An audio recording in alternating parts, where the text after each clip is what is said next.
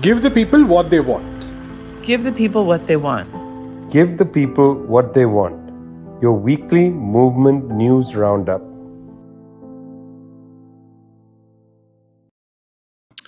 You're with Give the People What They Want, brought to you every week from People's Dispatch. That's peoplesdispatch.org.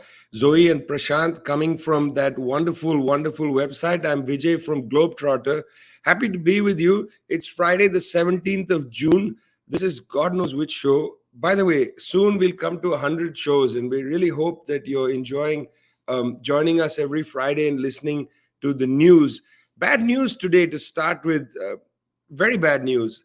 Julian Assange, publisher of WikiLeaks, a journalist, a man who stood up for press freedom, who revealed war crimes by the United States government and other Western countries in Afghanistan, in Iraq, a man who built a website where people could come and deliver various kinds of information. But of course, much of the interesting information was classified, including emails from people which should have been, with information that should have been in the public record. Julian Assange, who as a publisher really harassed, and I'm going to use the word in italics, the powerful, with the ability to not only get material given to the WikiLeaks website. It's very important that Julian Assange is not seen to be somebody who goes out there and finds the information. No, the information is given to a website which protects the identity of the whistleblower, of the leaker, and so on. Mr. Assange had a unique capacity to package that information very, very intelligent way in which he worked with major press houses, including The Guardian in Britain, The New York Times in the United States, La Jornada in Mexico, The Hindu in India. Respectable newspapers worked with WikiLeaks through those caches of information produced by and large by Chelsea Manning, who under great courage, she went out there and downloaded information from a government website, didn't take any assistance from Mr. Assange. Mr. Assange has been sitting first in the Ecuadorian embassy, after which he was in Belmarsh prison.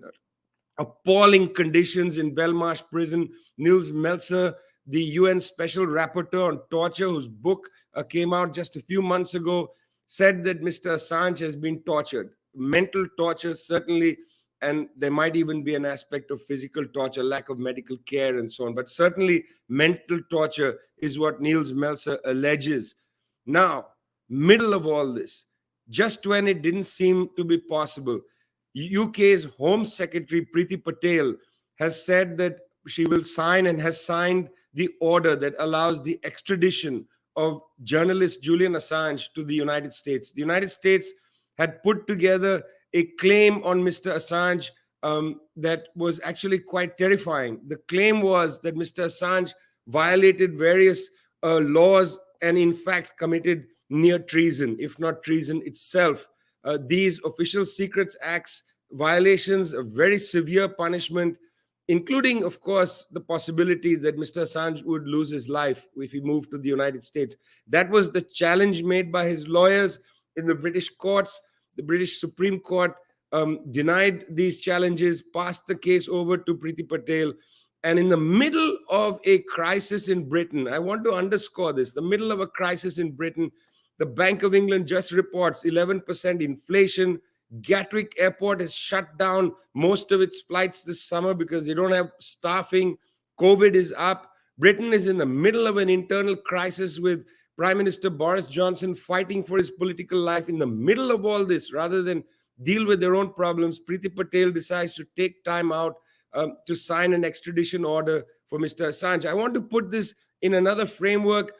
Priti Patel has also been at the forefront of a campaign to deport migrants to Rwanda, a racist, hideous campaign that she has been leading.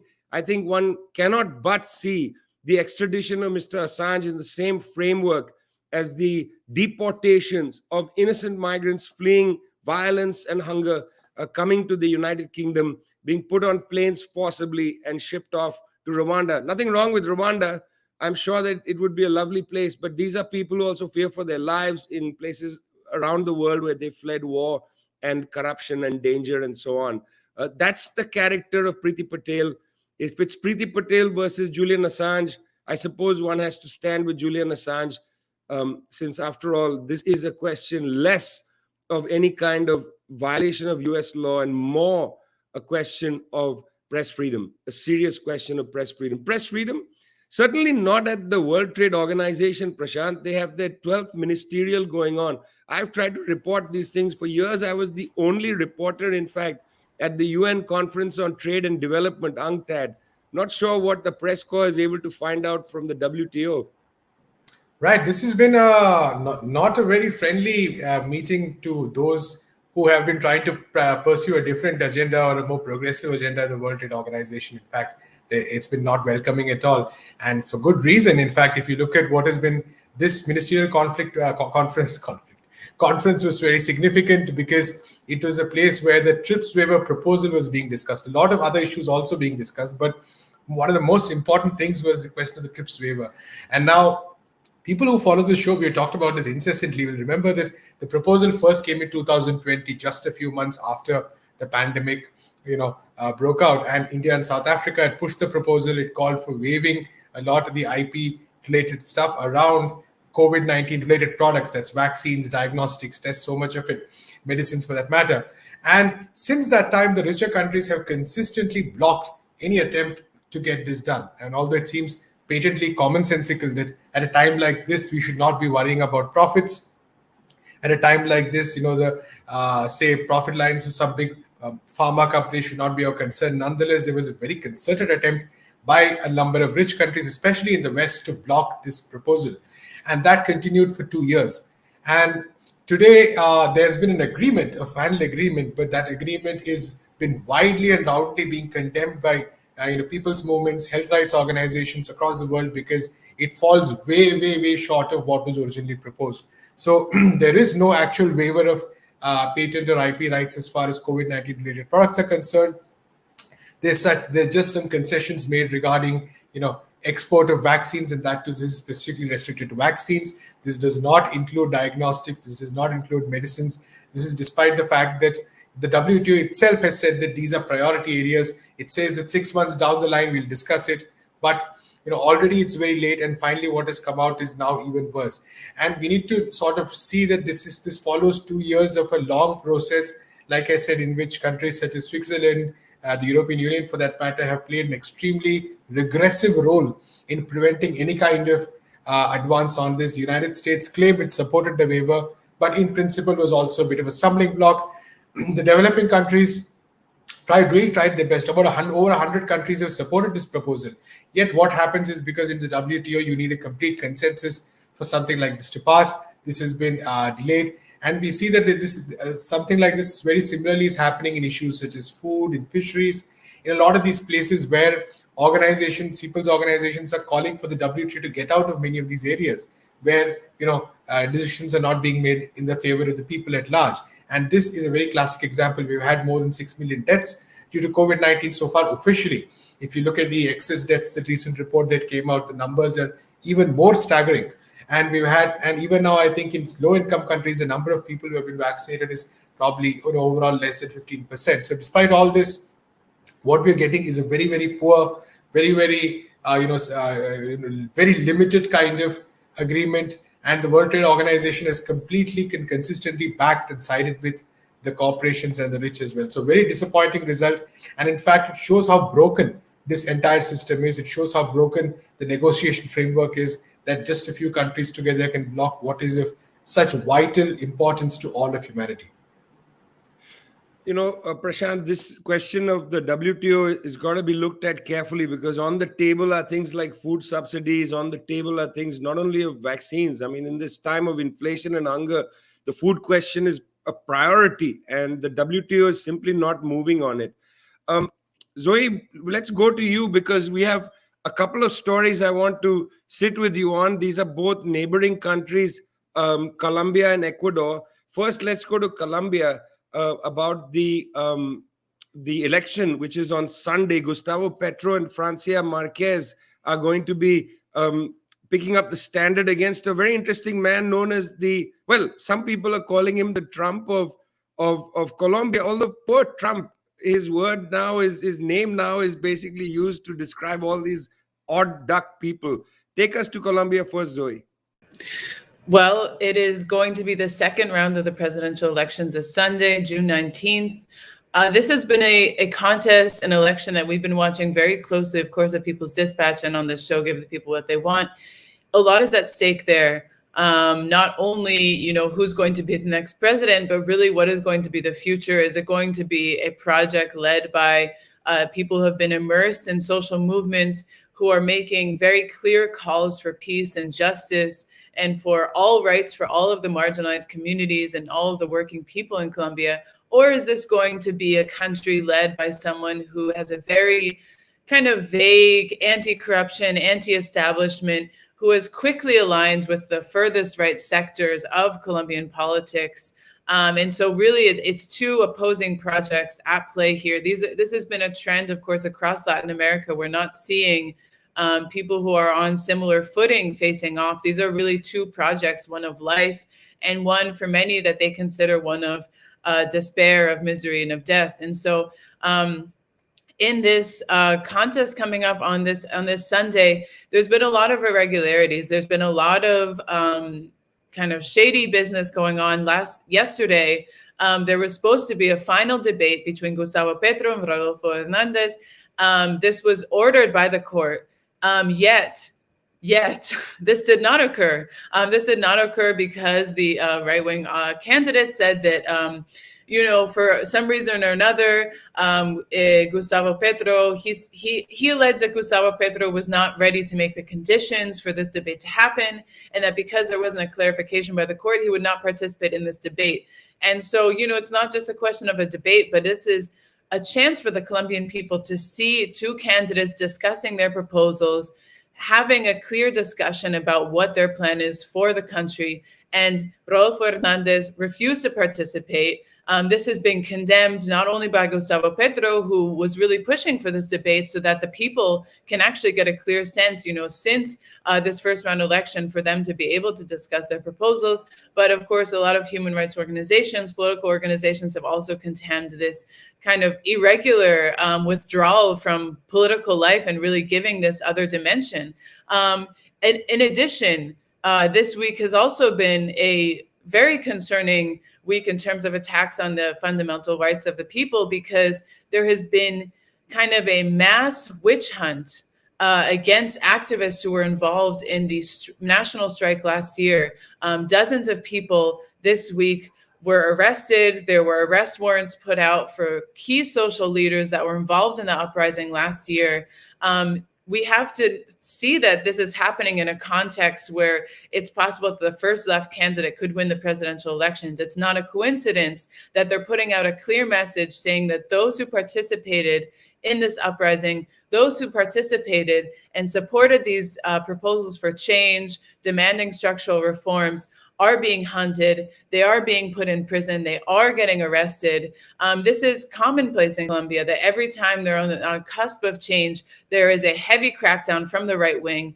The powers that be show that they still have the upper hand, and so it's very worrying. There's also been, if you look at the social media pages of the far-right party Centro Democrático, which is led by Álvaro Uribe Vélez, and currently the president Iván Duque, it's just a barrage of fake media, of fake news, of saying that Gustavo Petro is supporting this thing, that thing, just trying to completely vilify him, vilify Francia Marquez, say that, Colombia, that Petro is going to reactivate the M19 guerrilla group, which was demobilized in the 90s, all sorts of things which are completely ludicrous. And the only purpose they serve is to instill the people with fear, is to create this environment and this uncertainty in the country, which Colombia has been suffering for over 60 years because it has been involved in this armed conflict. And so, we really have to be looking at Colombia this Sunday. There were allegations of electoral fraud in the last rounds. It's important to keep our eyes on there. it's unclear what's lining up in terms of numbers. It's been a really close call since a lot of people have joined either one candidate or the other since the first round. So it's really going to be a day of kind of thing. So interesting period in Latin America. 2 days ago, I was in the office of Morena, which is the party, the National Regenerative Movement, the party of President Andrés Manuel López Obrador, the first leftist president in Mexico. By no means are they going to be as far left as one can imagine, but an interesting period in Latin America. We'll be looking closely on Sunday to see if Gustavo Petro and Francia Marquez can prevail. Well, you're listening to Give the People What They Want, brought to you every week from People's Dispatch. That's peoplesdispatch.org. Zoe and Prashant are the editors. I'm Vijay from Globetrotter. We're going to stay actually with South America, just going south from Bogota, the capital of Colombia. Across the border, we have Ecuador. Startling scenes in Ecuador, in the capital, Quito. Unbelievable things, Zoe. What happened in Quito? What's going on now?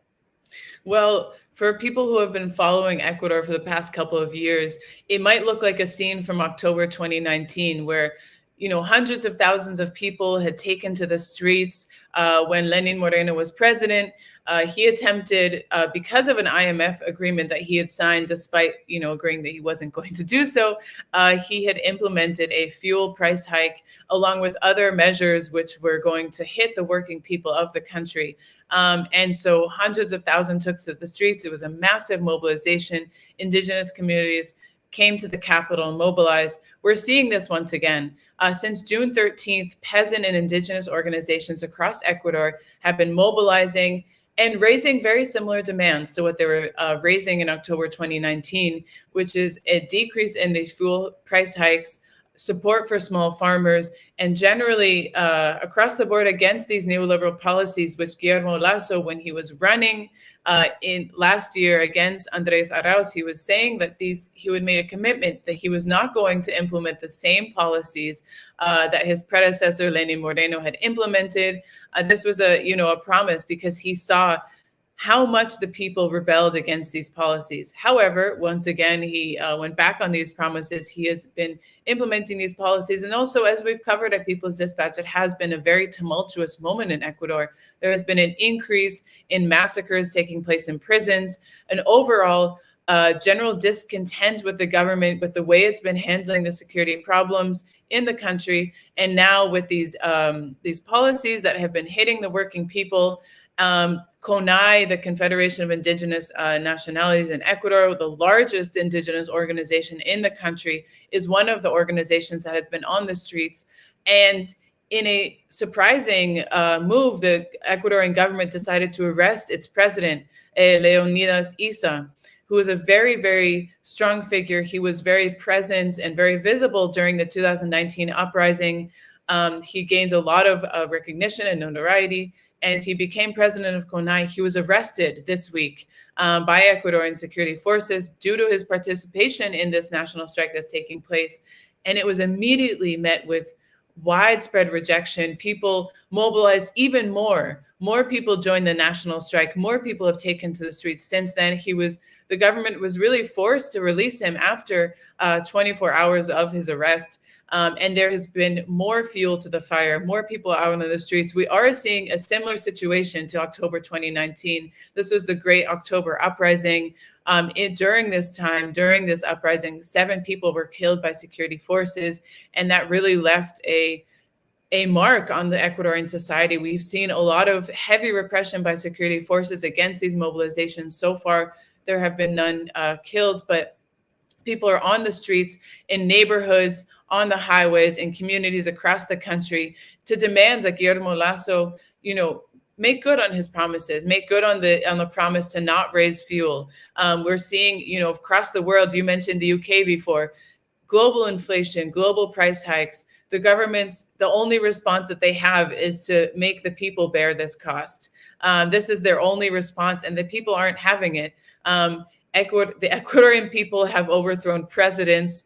They've made a lot of change on the streets. So it's likely that we're going to see an increase in mobilization in these coming days. And Guillermo Lasso should really figure out what to do, because we've seen president after president in Ecuador be forced to go back and really change their policies based on this street mobilization of the people. I often think, Zoe, that governments need to take statistics seriously. 1 in 3 people in Ecuador living in poverty. That's going to increase as global inflation is at its highest point in 40 years. 1 in 3 people in Ecuador in poverty. If that's a disturbing statistic, Save the Children came up with an even more disturbing statistic. Yesterday, my flight was delayed by 7 hours. I had a chance to read Save the Children's new report, Prashant, on the blockade of Gaza. Horrible finding. 80% of children with mental health problems, depression, grief, and so on. 15 years of the blockade of Gaza, although much longer time of the occupation of the Palestinians. Take us to Gaza, Prashant. Right, Vijay, a lot of attention on that report, and very rightly so, because it kind of describes in graphic detail the impact on children, many of whom, I believe the number is around 800,000, for whom their entire life, their entire reality has been one of being blockaded in Gaza by Israel, with the connivance, of course, of Egypt. Very important to remember that, and of course, the United States in the background. So, like you said, 15 years since his blockade has begun after Hamas won an election. Again, interesting considering how much people keep talking about democracy and all that, especially in the West, and that was the spur for this blockade, of course. And in those years, we've seen everything. We've seen multiple attacks by Israel. We remember the 2021 assault, but even before, in 14 and 2009-10, we saw multiple attacks by Israel on Gaza, saying that they were targeting, armed groups, etc. But definitely, it is the bulk of the population, the population which bore the bulk of the damage. If you look at, for instance, something as in terms of as basic as poverty rates, I believe the numbers say that in 2020, I think the numbers were that 60% of the population is under the poverty line, under the 80%, around 80% need humanitarian aid. And one of the most, one of the most unbelievable things about this blockade is how Israel basically has so much control over the lives of the people of Gaza, because even this few checkpoints through which vital supplies like medicine, supplies like construction material to build houses, supplies like say food for that matter, all of these are controlled by these checkpoints are controlled by Israel, which at the slightest provocation often blocks one or two of them, makes it even more difficult for any kind of even basic supplies to pass through. And this is a great example was after 2021, after Israel bombed Gaza for nearly continuously 11 days. Then even to rebuild it was so difficult, because the fact that again supplies took much more time to come in. We know that the agriculture of Gaza has been affected. We know that fishermen's range to which the distance to which they can go to fish is completely as per Israel's whims and fancies, in terms of at any point of time they can put forward an arbitrary restriction.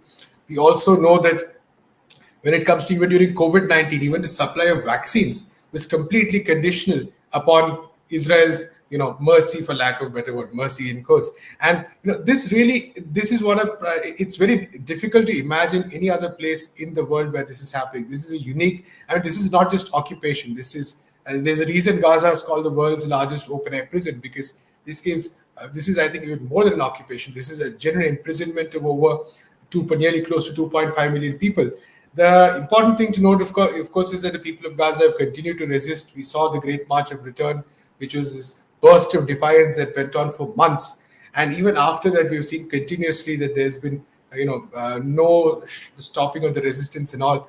And I think really the big question here is for countries across the world, because Israel has made its characteristics extremely clear. There is no nuance or subtlety. There's not even any attempt to pretend that they're trying something else. There is a reason why across the world the calls of apartheid, the calls of genocide, for instance, are increasing. It's becoming, more and more organizations are realizing that. But really the question is for the leaders of the world. We know that Joe Biden is going to the occupied West Bank in July. He's going to Israel as well.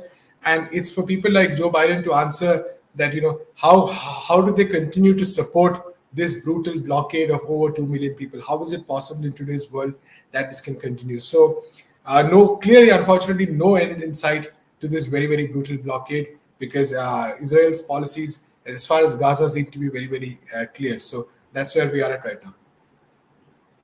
Important to say, as I said earlier, 15 years of blockade, 70 years of occupation.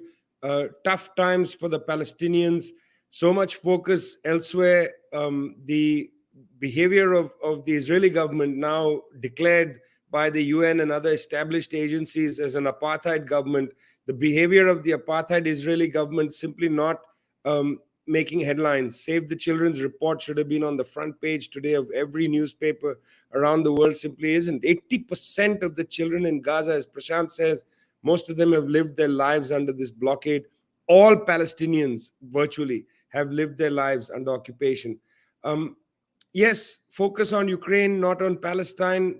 We know that this is the case today, but let's focus a little bit on Ukraine in the remaining time we have. Fast-tracked into the European Union, interesting development. Lots of Baltic countries, lots of countries, in the former Yugoslavia and so on, had to wait for years. Not easy to join the EU, but apparently Emmanuel Macron, Olaf Scholz, the heads of government in France and Germany, eager for this. Boris Johnson in Kiev again, second trip by Mr. Johnson while his government decides to extradite Julian Assange, while his government fails to deal with the question of inflation. His government can't even get holiday goers to their destinations in Mallorca and other places that the British typically go to. Ignoring all of that, including Partygate, Mr. Johnson in Kiev again saying we're going to, that is we meaning the Europeans and the United States, going to arm Ukraine, continue this war. The Ukraine has a new US ambassador. Her name is Bridget Brink. And she told National Public Radio that this is going to be a long, grinding, tough war. Neither the United States nor the European countries seem to have any appetite to establish a dialogue, start coming to an end game, looking for a way to actually negotiate between Kiev and Moscow. Simply not on the agenda for them. There is a real denial of peace, even though in reasonable outlets also in the West, we don't have to go further than the West to see this, and appetite is growing among people who know a few things about war, who know a few things about Eastern Europe. An appetite is growing for so-called land swaps, for dealing with the question of Crimea, Mariupol, perhaps even Odessa. What will be the status of Odessa? All of that is on the table amongst reasonable people, not on the table amongst people such as Joe Biden, Boris Johnson, and so on, who are egging on the government of Volodymyr Zelensky to continue, to have a fight against Russia rather than to sit down and negotiate. The negotiations have largely fallen apart. The track 2, track 3 negotiations largely fallen apart. The arms that have been promised to Ukraine are simply not coming. Actually, that's an interesting revelation. This is again in the Western media. You don't have to go further than that. The promises of tanks, the promises of surface-to-air missiles and so on, lots was promised, very little has been delivered. That means, pay attention to this, that means that the Ukrainian people are going to be pummeled, because the expectation is that they're going to have this heavy artillery and so on. They simply don't have it. It's a moment when people need to reflect on their own sense that I'm going to cheer for a war at whose front lines I don't live. I think that reflection must be on the table. It is time again to think about the discussion and so on. It's simply not there. Well, Johnson, as I said, Boris Johnson, Premier of the UK in Kiev. It's interesting, Prashant and Zoe, that Britain made a big deal of Brexit, of leaving the European Union. And now they're making a big deal of bringing Ukraine into the European Union. I'm confused, frankly. I don't understand European politics much. This was not a 5-minute report on European politics. I don't claim to understand it. And one of the features of journalism is for the journalist to have an understanding of the places they are reporting. Zoe has lived in Colombia, has an understanding of the places she is reporting. Prashant understands the places he is reporting. I don't claim to understand what's going on in Europe. One country which made a big deal of leaving the European Union is now championing the other country's entry into the European Union. Go and find somebody who can explain that to you. Ask Boris Johnson. Perhaps the British public needs to ask him that question in Yorkshire, where there's a by-election. Well, you've been listening to Give the People What They Want, brought to you from People's Dispatch and Globetrotter. A number of media organizations will soon release a statement about Julian Assange. I want to make it clear that we at Give the People What They Want stand for press freedom. We stand with publishers such as Julian Assange. We hope that the majority of the world's people will understand that this is a serious threat to press freedom, a serious threat, a very, very serious threat. Thanks a lot. See you next week.